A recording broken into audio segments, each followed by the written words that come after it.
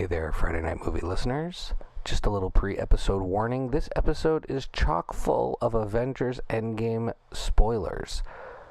So if you're concerned about spoilers for Avengers Endgame and basically all of the Avengers movies, go see them before listening to this episode. Now, that didn't stop Lily from participating in this episode. She hadn't seen it either, but that's also what makes this episode a lot of fun.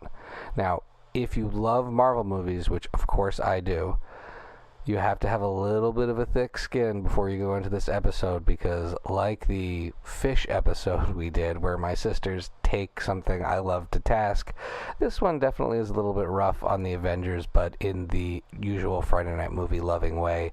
Remember, we kid because we love. We had a ton of fun on this episode. We had a special guest in Mike Roberts, an amazing recurring all-star. So we hope you enjoy this extra Avengers-sized Endgame episode of Friday Night Movie.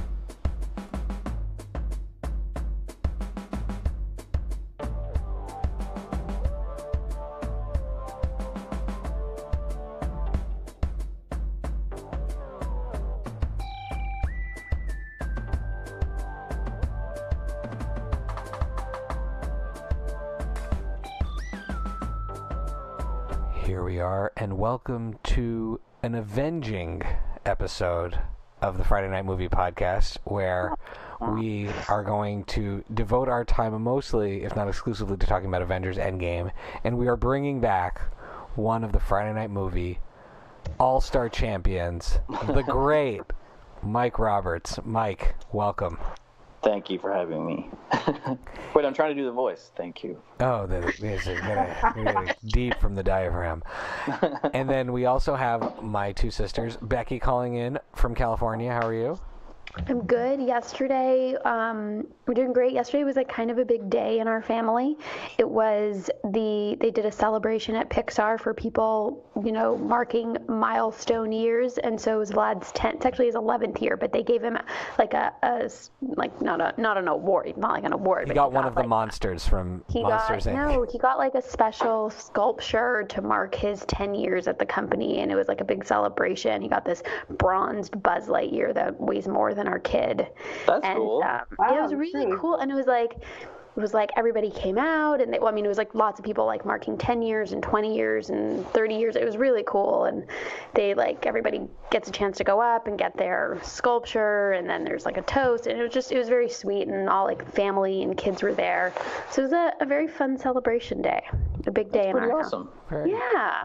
Some animation studios just open a window for you. It's been 10 years. You get daylight.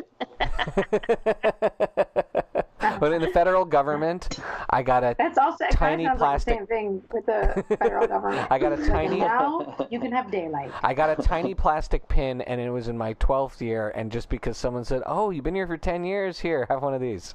That's in a drawer. Like an airline pin. Yeah. Oh, it's less. It's much smaller than an airline pin. It was like a tiny little thimble. You'd miss it. Just to show you how significant you are. Yeah, but I'm glad they didn't spend taxpayer money on it, so I feel better about that. Lily, Canary Islands, big things happening with you. You're about to travel. I am. You've been running the Friday Night Movie merchandise factory.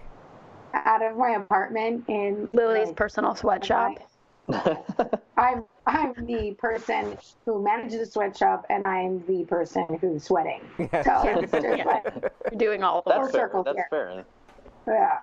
Yeah. Zero profit, but that doesn't matter. Profit, I feel like Shy's next. You actually have to with pay Friday to Night work there. Movie. Yeah, profit is in smiles. Yeah. Does Elon Musk do it for profit? I mean, Exactly. Does Mark Zuckerberg do it for profit? I mean, exactly. This is pure joy and pop culture references. Like, that's just what this is about. You know what we do it for? We do it for our dear friends and esteemed artists like Mike Roberts to come and hang out with us. Now, so Mike, so just to catch people up, it's the first episode you're listening to. Mike Roberts is an accomplished and amazing director. He was the supervising director of one of my favorite animated shows that I've seen ever, Final Space. He's the creator of Dallas and Robo. He also won a Juno Award, which is like the Canadian Grammy, for this amazing short film he made using the music of the Sadies, called Rumble Seat, but he's also just one of the most fun people to talk about movies with. Like, you are someone who makes them but loves them, and so we are so lucky to have you here. Mike, is there anything... Which I feel like that's not necessarily a given. Somebody who makes movies likes them as much as Mike. That's true. No, that's why like I like to preface all these conversations with the people doing this stuff is really hard, and I hate being shitty about movies. So like I'm trying. If I say anything shitty, hopefully the person listening knows that it's respectful of the. But it's also fun. Like you're still a fan. You know what I mean? You have an opinion. You're a fan, and that's really cool. You know what? Can I? I'm not disagreeing with you to be argumentative. I would say that like as a director or a creator, you have to not be a fan. So you have to know the pitfalls of being a fan, like the traps you fall into as a fan. Self-aware fan. Yeah, like fan is the right word because I'm a fan of it for sure. But right, but it's more than a fan. I see what you're saying. It's too easy to be a fan because then you start going like, hey, Last Jedi, they had to do it like that. You know what I mean? Yeah. Right. I've spoken to people like that. And then that's great. I no longer speaks to people like that. I've been attacked on Instagram by people like that. Oh my God, that's so funny. Hey, well, and that's the thing. That's the trap you fall. I mean, and by the way, like that's a great way to enjoy movies. Oh yeah. Oh yeah. So you accept. So we were at a moment. We had this incredible couple of weeks of pop culture. By the way, we had Game of Thrones back on. We had Avengers Endgame for the siblings and I, for the sisters and I. Cobra Kai being back on television, but amongst this, Avengers Endgame. This is a major event. This is 22 movies, 10 years. Wait, is it though? Because unless you promise me this is the last one. I don't think it's the last one. Isn't like Homecoming still coming out? Like they're still they're still gonna be making tons of sequels for all the different franchises. Yeah. It's like the series finale, or the penultimate episode of a series of a show you've been watching for 10 years. And they're going to be spin-offs, and they're going to be other shows, but that's kind of what this... But is it promised that this is the last time the Avengers will be getting together? That's what I'm saying. Not that there's going to be another Marvel movie. I just mean the actual Avengers. Because I've had like a big week. I've seen 4 Marvel movies for the first time in 1 week. I've been like on a bit of a rampage, so I just saw Civil War, and that was basically an Avengers movie. Everyone's in it. Civil War is among the most important of the Marvel movies for understanding what's going on. I can't even tell you how important it is to see that one. I'm watching, I'm like, oh. So Shy keeps trying to get me to see it. I've only seen half. It's really good. Even more interesting. Yeah, before we get into Avengers, let me say, like, Civil War is about as good as it gets. Yeah. Like, it does all the things that I would say Endgame doesn't. Yeah. It's really great. It was really great. Winter Soldier and Civil War are an unparalleled 1-2 punch in the Marvel Well, I think it's safe to say Captain America franchise, thumbs up. I mean, and when we get into later, I imagine we'll have to spend a little bit of time talking about who our MVPs are. I will go into why Cap is my favorite, you know? He's just through and through, I gotta say. He's my number one. So I can see that. Okay, well, let's start here. Let's go to our expert, Mike. There's so much to say, but I want to know, in general, where do you put Avengers Endgame in the overall Marvel universe in terms of quality, in terms of, but why? Because I think that's a great jumping off point, because you said Civil War is as good as it gets, and I think that point and that relative comparison is really important because, as you said, we want to pay respect to this body of work, right? We're not, even if we have complaints about individual movies, this is so cool, this whole thing, as a movie watcher and comic book fan in this time. So where do you put it? Well, I also, because I was going to say on that, the Russo brothers, like, clearly kind of upped the whole franchise weight, you know? Like, they sort of took the Avengers kind of like, oh, wow, we can actually do this, and made it like, oh, this can be an actual movie, you know? That's how it felt. Or like they're sort of redefined their own genre. So I would put Endgame, and that's, again, why it sounds like I'm, like, withering. What is it, withering? Diddling? Oh, no, cut that out. Dithering? I'm not going to say any word. Dithering? No. I think blabbering? No. Which is dithering. So that one comes, I would say, kind of middle of the pack. Because, like, it doesn't do all the things that Infinity War, which I would put in the top maybe 3 or 4, Really? Yeah. So like. So, I loved Infinity War. Right, and I did too. I thought Infinity War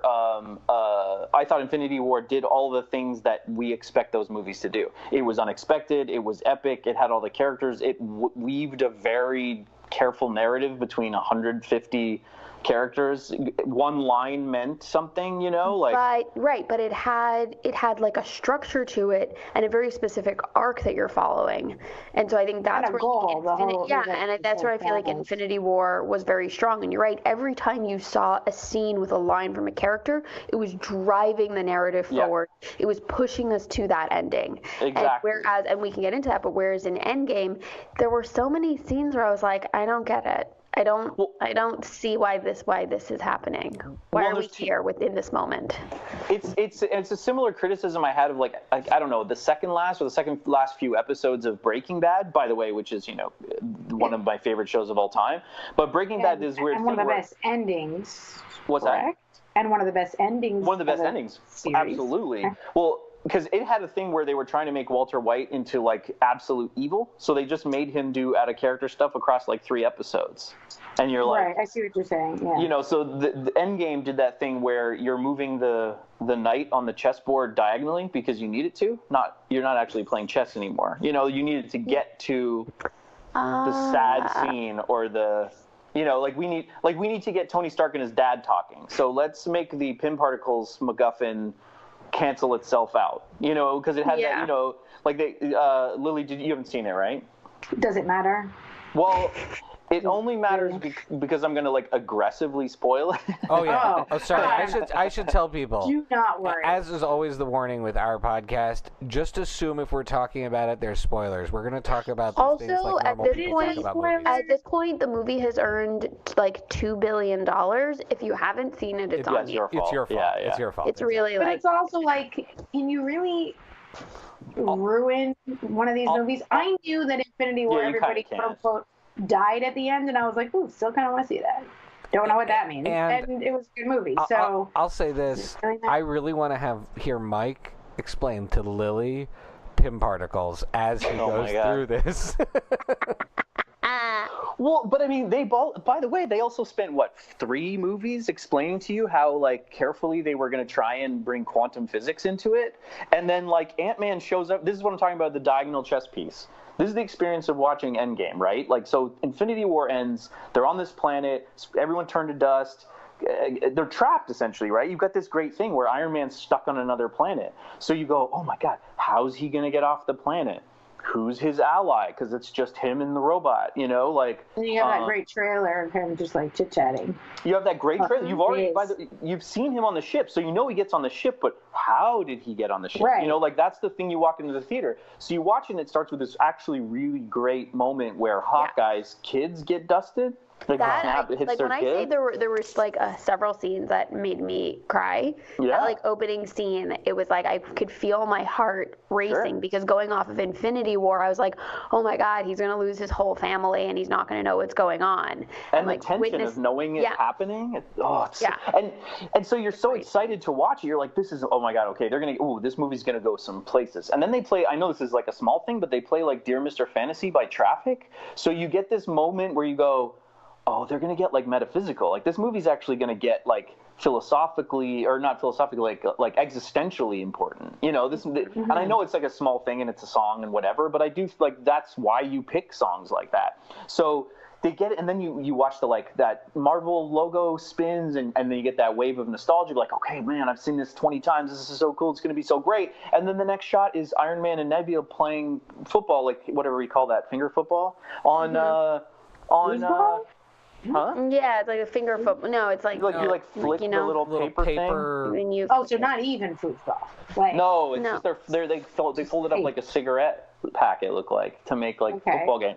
And then he's already off the ship when the movie starts. Is that what you're saying? No, they're on the ship.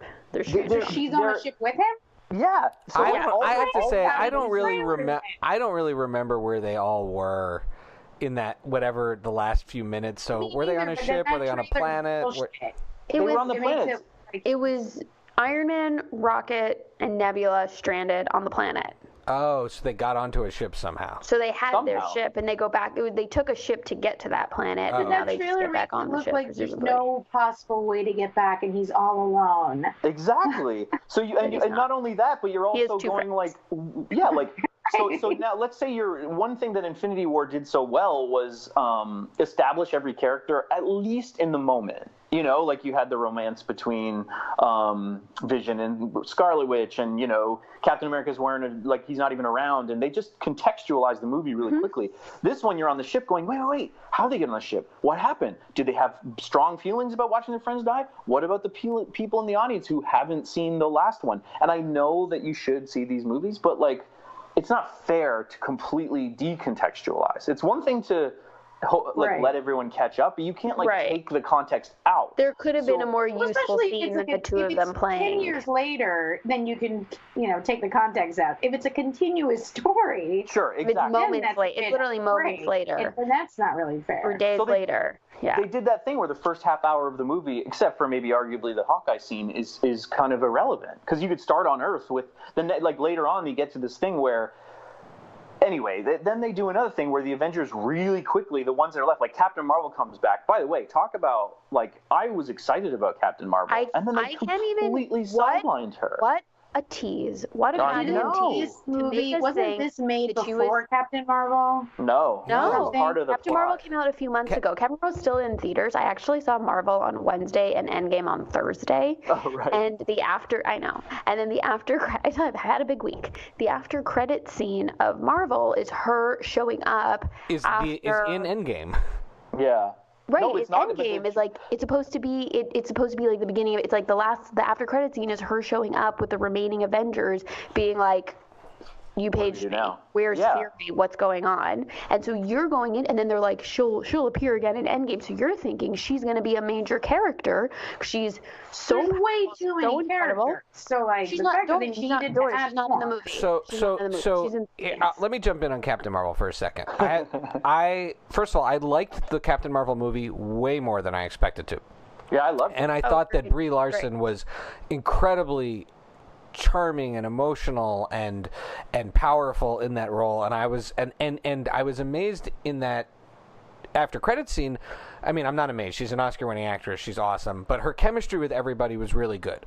So I was excited to see her be one of the Avengers. And the Avengers, to my sisters asking me if the Avengers are together, there are the core group of Avengers, but the Avengers is more of an institution, and characters come in and out of the Avengers. Like the X-Men.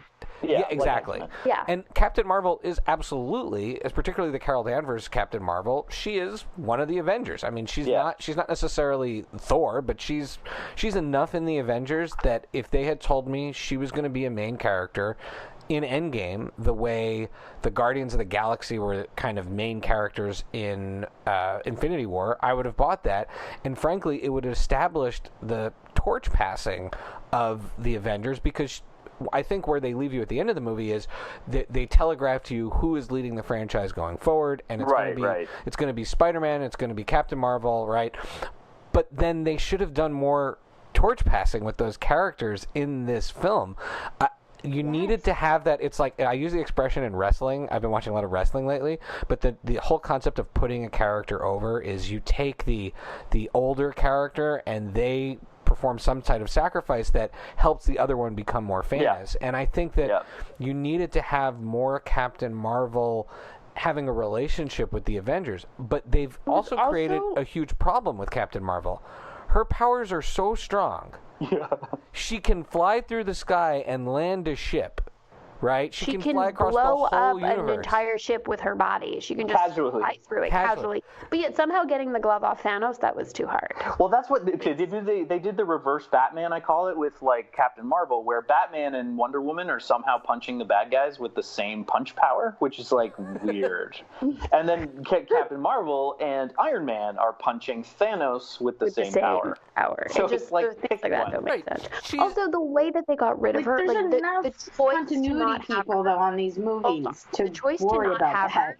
her in 90% of the movie. The choice to just disappear her for most of the movie, and the reason it just felt so weird to me. Such a weird device. So here's now she won't be in the whole movie. So here's where I was okay with it. At the point that she does leave, they have basically given up.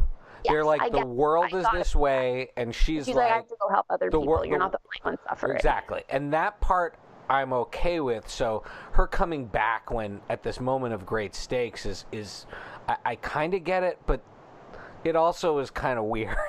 It was also. But frankly, what more stakes are there when they decide to go on a time travel mission to reset the past? So, like, I have no problem with her walking out and going, you know what, I'm going to sort it. But that to me is just the same as everybody wandering around. Right, because she knows about the time travel mission. She doesn't. No, they inform. Don't they tell her and?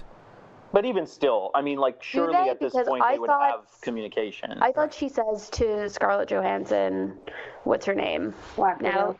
Black Widow. I mean, she literally says... I thought she basically says to her, I'm going to be gone for a few months. You won't be able to reach me. I'll be so far away you can't reach me. And then it's like, okay. And like then their reason for her not appearing... Like they don't have cell phones. Like she was out of range. She was out of cell phone range. But that's what's so frustrating is she might as well have said, I'm going to leave for a while. Scarlett Johansson says, why? She goes, because of plot. Because of plot reasons. But she literally could have just said that. They can't afford to keep the movie. There's too many characters. This movie goes on forever.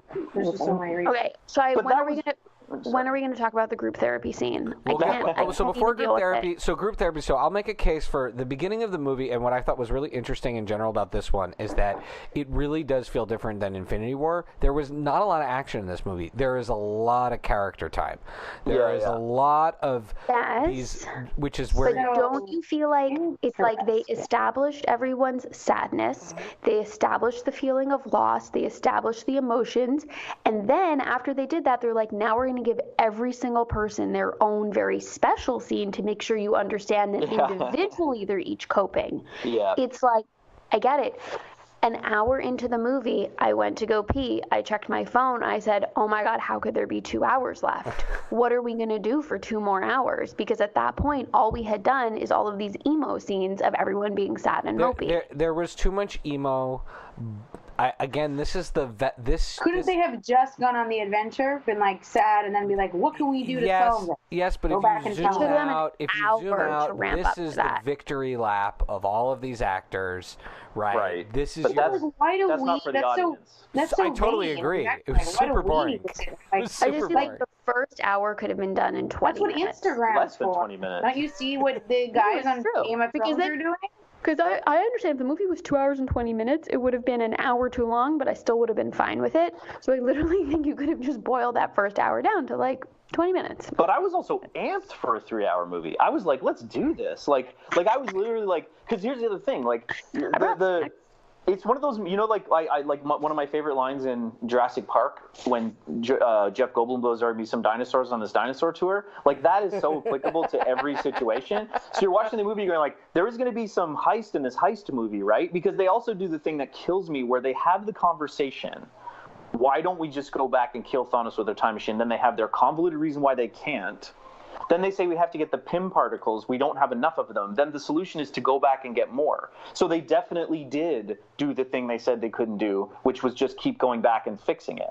Because, by the way, like, Lily, the plot is they decide they're going to go back in time. Plot. I feel like there's such a secondary thing to this conversation. I'll go right ahead. You're right. Oh, my God, I didn't think about that because then you didn't think about it because the movie's 3 hours long. Well, it's also like literally the movie's going, don't worry.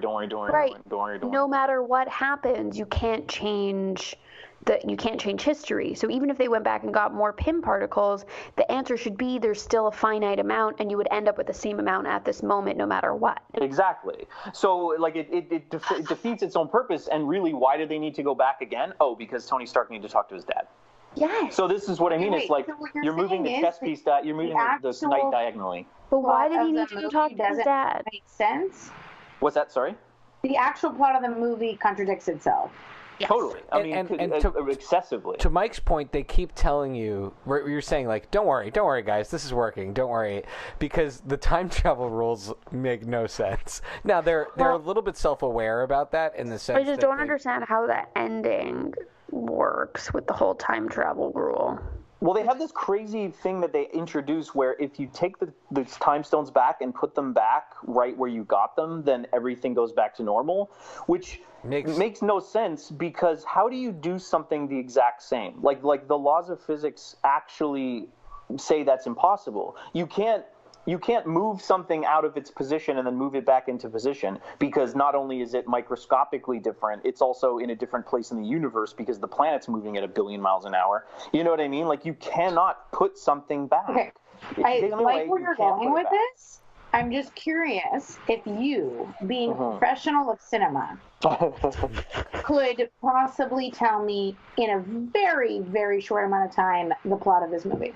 Okay, so the plot of the movie is by the way, like, do you want me? I don't want to take over. If you like, no, please go for it. Go. No, we want you to do it. And we want Lily to ask you questions. The world wants to hear Lily ask you questions. Shy on the phone, and I just hung up on him. So I'm going to give you.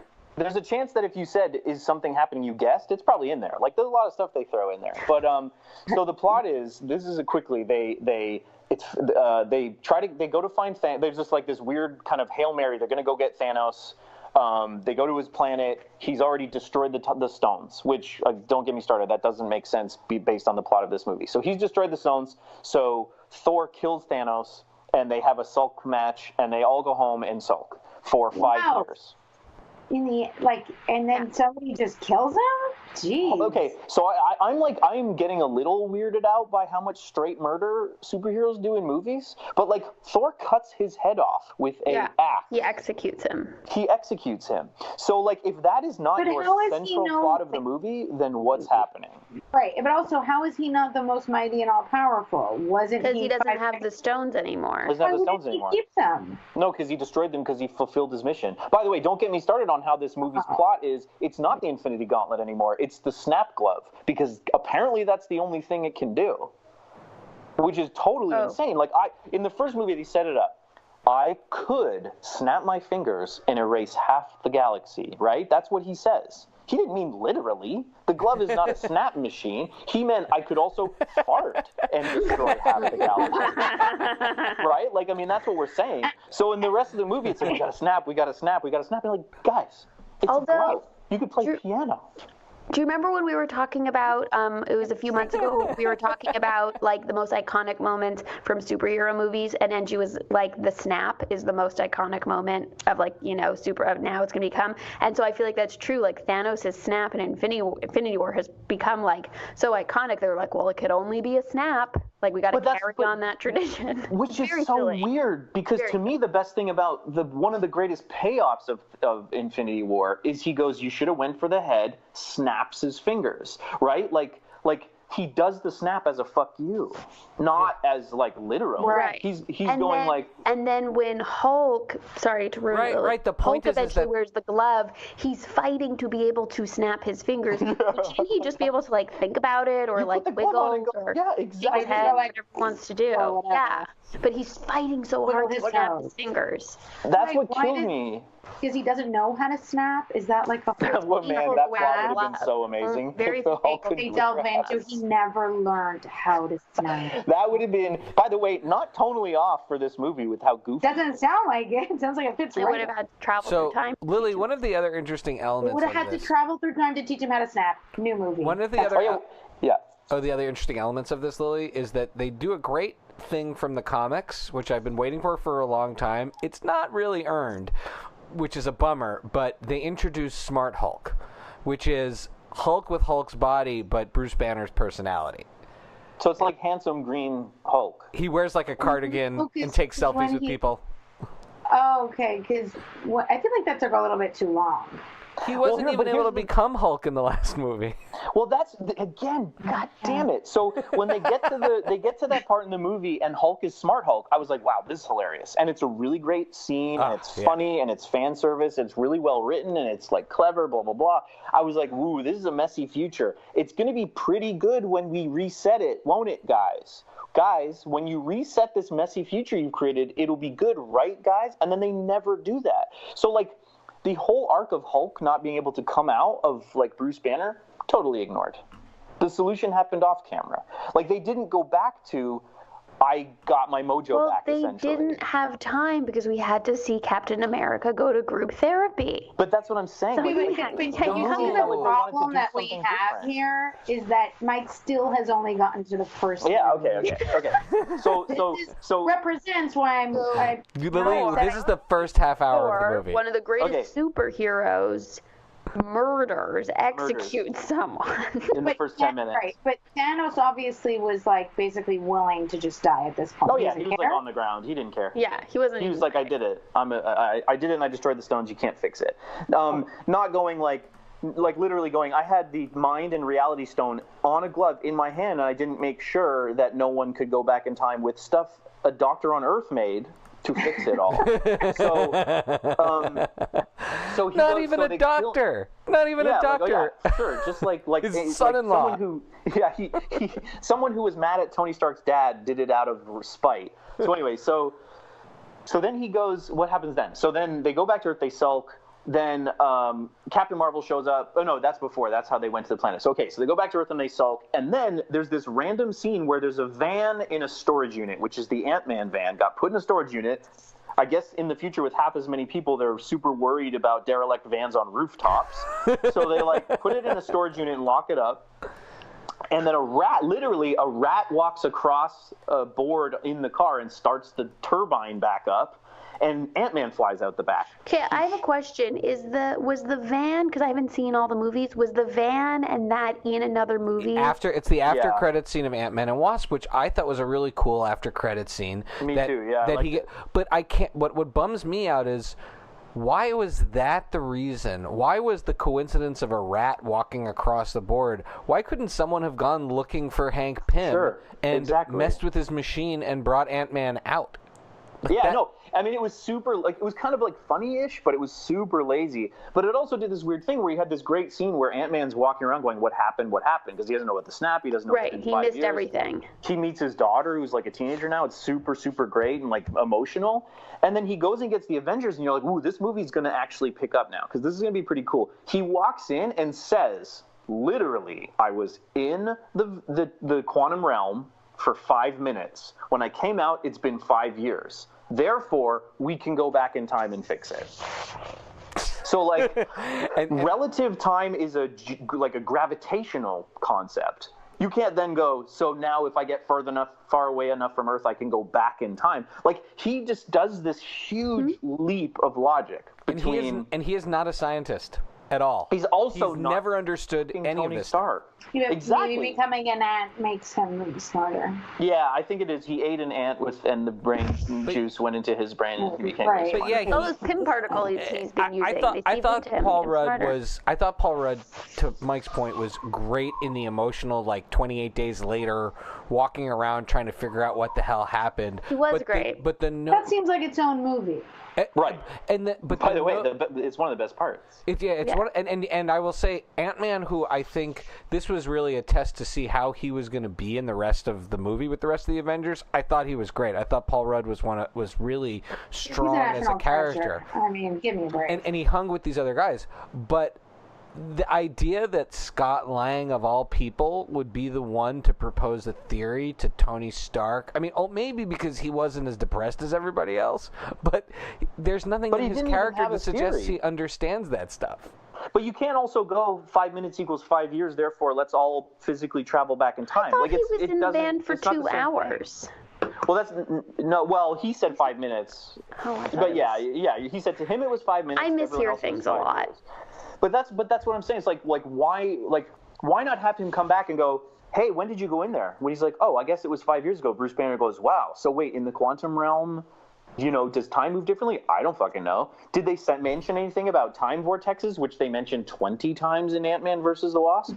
Yes, they did. And then Bruce Banner does some thinking and says, oh my God, if you're in the quantum realm, maybe time, blah, blah, blah. And actually do some discovery of what this could possibly be. Because when they go... I already understand it so much more from your analysis than what was explained in the movie. Imagine how much I can understand after this episode, and then I watch it. I was like, oh, someone made a time machine. I guess that's what we'll use now. Essentially, the quantum realm is a time machine. That's basically what it is. And even still, why they go to Tony Stark and they have this, I thought, a cool scene where he's trying to talk him into it and he says no, and then he stays up all night and figures out the secret of time travel. And then he shows up the next day and says, hey, Captain America, I figured it out. Here's a time and space GPS, which is literally looking into the audience and going, hey, dummies, I figured out a time and space GPS. It's like an app on your phone. Don't ask again. You're stupid. Like that's like time space GPS is about as patronizing as you can get for telling the audience don't worry about it. And then he literally says those words, and then they go inside and they're building a time machine to go back in time. And then the plan is to steal the Infinity Stones from your favorite moments in previous Marvel movies. Back to the Future 2 style. Back to the Future 2 style. I feel like there were quieter moments they could have picked, but yes. Well, and that's the whole thing is like, but like, by the way, the idea of going back and intervene, like going somewhere, oh shit, we're in this battle, this is bad, or like they don't tell you why they need to go back to those moments to get the stones. Like the concept isn't a problem. They're going to go back and get the stones, whatever. No, the closest to an explanation they give you is that it's when they can pinpoint where the stones will be. Right, but that also is like that logic is really dumb because like they know that those stones are in the place now. So like those stones are where they've always been. It's not like what you're saying is for a movie that makes things so convoluted and complicated, in the end, the actual complicated stuff is dumbed down and like kind of stupid. That's what I mean. Just like there's no cleverness. They might as well have just made it all simpler and easier to understand. Exactly. Like if you're gonna go if you need to go get pin particles, go back to Tony Stark's dad. Why do the first part? And honestly, you know why they do the first part? There's a scene in it where Loki steals an Infinity Stone and disappears. So they're setting up Loki in another series. So like there's getting a his own second show. Infinity. So they set it up. So there's a little bit of Iron Man 2 happening in this movie, where there's a lot of little side pilot and references happening. Whereas I'll say this, I loved the character stuff, and I loved the emotional fallout and stakes, I guess, but the way they executed the actual story, like all these details you're talking about are almost like they glazed over me when I watched the movie. I'm like, well, they went back in time, they had to get stones, and there was a big fight. But once again, the reason we want to place Tony with his dad is just so they could have an emotional moment. Right. Diagonal chess piece. Got it. I was just like, that's what it seemed like. And then I also figured, back, actually. All the Avengers. All of them. They all go into different all like the remaining times. ones. So Thor and Rocket Raccoon go to Asgard, and Captain America and Tony and Ant-Man go to the Avengers first movie. Yeah. Because they're like the Battle of New York, Lily. You know how you love talking about the Battle of New York. All they do is talk about what happened in New York. What happened in New York. What happened. So they go there. When you're watching the 17,000. So during New York, when Hulk has to face down Tilda Swinton, that was actually, to me, one of the times they really did tie up something great from the previous movie, because there's no way to get the Time Stone from the Sorcerer Supreme without them giving it to you.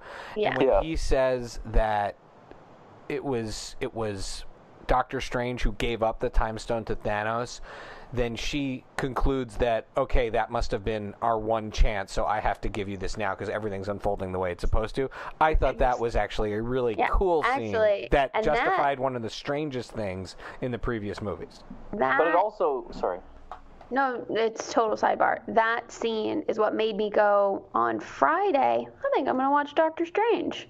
No, I want to learn more about Tilda Swinton. I'd love to know what Mike thinks of that movie. I loved it. No one else I know liked it. I haven't seen the whole thing. It's one of the two that I haven't finished. And Vlad actually watched it with me, but we both fell asleep in the last 20 minutes. But we thought it was super cool. He becomes Doctor Strange. We're very tired parents. We are not coping well this week. But we loved it. Like Thor Ragnarok and Doctor Strange to me are the proof that the that the movies can keep going, because like Doctor Strange and Thor are probably the most interesting ones, like of all of them. Mm-hmm. But you were going to say about the Tilda Swinton scene giving up the Time Stone.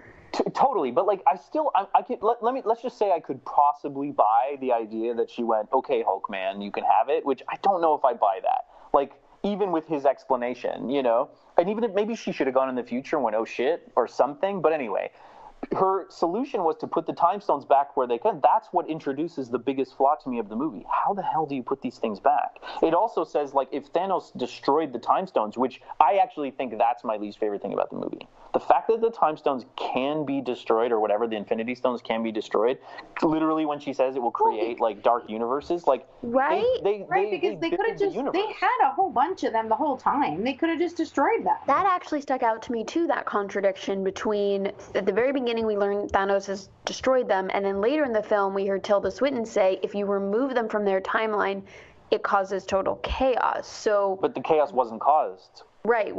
Is it different maybe removing it versus destroying all of them? Like there's some sort of... There's a little bit of Bill and Ted rules being applied there.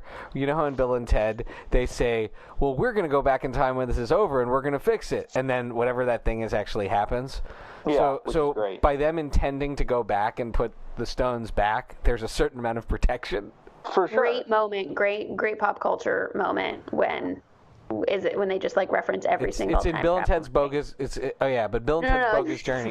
When Ant-Man is just like naming every single. But that to me, you can only do that if your job in life is to make your version at least definitive. You know, like you can't lampshade to fix it. You can only lampshade to say this. Like essentially, what Ant-Man does there is going, man, there are a lot of long writing room conversations about this. Ha ha ha. Let's joke about that in the movie. But if you're making Avengers, you got to make sure that yours is definitive. And I don't think they did that. Right. No, this is not. I'm sorry. This does not sound like a time travel movie. So, for example, in the movie Looper, there's a scene where where the two characters playing, they're playing the same character but at different timelines are sitting across from each other, and the younger one is asking the older one to explain time travel, and he takes out a bunch of straws and he starts to try and explain. He goes, "Forget it. I'm not explaining this to you." And the director. I saw him speak about the film, and he specifically said the reason that scene is in there is because you can't explain time travel. It doesn't make sense. It doesn't work. And it was his way of saying, I'm not going to try and explain to you how this is going to work in the movie. You just got to go with the movie. And it's a very clever way of acknowledging that it doesn't work. It's also it's a riff on Back to the Future, because they do the same thing when Doc Brown goes, besides, the stainless steel construction makes it, and then he looks at his watch, he goes, look out, and then they jump out of the way. So as an audience, you go, Doc Brown knows how it works, so I don't have to. Right. And that's so in this movie, by the way, they've also brought up, like, there's a time stone. So now time is metaphysical. So as soon as you make a time machine, you are changing what your out is, I have a time stone. Right? You know what I mean? Like that's your in-universe explanation for time travel. So making a time machine is creating another problem. But was that them trying to say that? Was that them? The whole world was predicting, oh, they're just going to get the time stone and turn things back, and it was their way of out-clevering the most obvious theory. Just because you confuse everybody doesn't mean you're out clevering them. Exactly, and that is how the movie feels. Because by the way, like if you want to have the Pym particles thing, like tie them together. Like I thought the whole point of these movies, of Marvel movies, like the only reason I can watch Doctor Strange and not go, magic's stupid, what are you doing? Is because like they kind of go, magic is another form of technology. Oh, okay. So they have a really cool explanation for how it works and what it is. And exactly. I did not pay attention during that movie, clearly. The graphics in that movie are so cool. It's like so wild. That movie Can I is ask so cool. you guys, why are people saying this movie is so good? I honestly think it's because when they've done such a good job and made so few mistakes, and the movie is like an Alex Ross painting in so many moments. He's a comic book artist. My sisters do not know who he is. I don't know what you're talking about. Oh, he does these hyper realistic sort of like Renaissance paintings of superheroes, and so those moments are so huge that like you forgive it for the rest of it. So like Looper is a good example. Like Looper is a good example of a movie I really like until they go, and by the way, there's also telekinesis, and you're like, wait, what? Yeah, this is also X-Men. Yeah. So like that. Who has telekinesis? The little Everyone. kid. And then like the little kid who becomes the bad guy. It's great. And where? In Looper. In Looper. It's like literally like the end of the movie is the Dark Phoenix saga. Okay, now I have a few like other topics I like want to cover. So I don't know what your plan no. This is. I think this. Go for it, Beck. Okay, so there's a few things I want to talk about. Two separate things. One is I want to talk about the final battle scene, and I also want to talk about the deaths in the movie. Okay. Sure. Because one thing that Can I keep going? Well, no, go ahead. I have a big point on the final battle scene. So okay, so let's get to that in a second because I feel like that's huge. So one point I want to make is that, so one of the climaxes of the film, big spoiler coming, Lily, is that they do bring everyone back to life. No. Except Vision. Yeah, oh, now I can't. No, not except for Vision, except for three characters, and then eventually a fourth character. And I actually really love that there are certain instances where even if you have all the stones and all the power, like that in order to get the soul stone, someone has to die, and the characters that die getting the soul stone cannot be brought back. Why and not? I thought that was because sense, because it's a different type of death. It's not just like someone extincted you using their mind, extincted kills you using their mind. It was like a trade of soul for the infinity middle finger and thumb in a snap. Yeah. And I actually like the fact that there still was an element of loss in it, and that like the four characters that can't be brought back. And but it makes sense to like keep tugging at the heartstrings at this point. I don't think they made it gratuitous that those like four. Well, actually, they did big time. But Becky, to that point though, that is exactly what I mean about the Pym particles time travel. Because you have Pym particles time travel, there's really nothing stopping you from going back and grabbing them right before they fall off the cliff. So if they kept it in universe, right? But that's what I'm saying. So like in universe, just use the stones. What I mean to say is like in introducing the Pym particles is why they do have you can go back and grab someone. Because by the way, Nebula, who came from the past, totally contradicts that, because now Nebula is there in the future. But that's because her brain is on the same Wi-Fi network as her future self's brain. Talk about a coincidence, man! That killed me. That was such a coincidental bullshit way to get around that. What is happening in this movie? There's literally a movie in it where two Nebulas are in the same time. You know the robot girl? Yeah, no, I know who she is. So there's two Nebulas, and then like for some reason her video, like her R2D2 video recorder that records holograms, starts playing on the other Nebula just in time for Thanos to find out what the plan is. Well, like literally, it's like having a clone SIM card. I have a clone SIM card now. If you call my phone, both phones ring. Well, it's almost like photo stream, I guess. She just photo streamed it to the future. Yeah, it's like they're on the same iPod. The future one streamed it to the past. Exactly, they're using the same iTunes account. Future to the past. Who died? Wait, who are the four that die?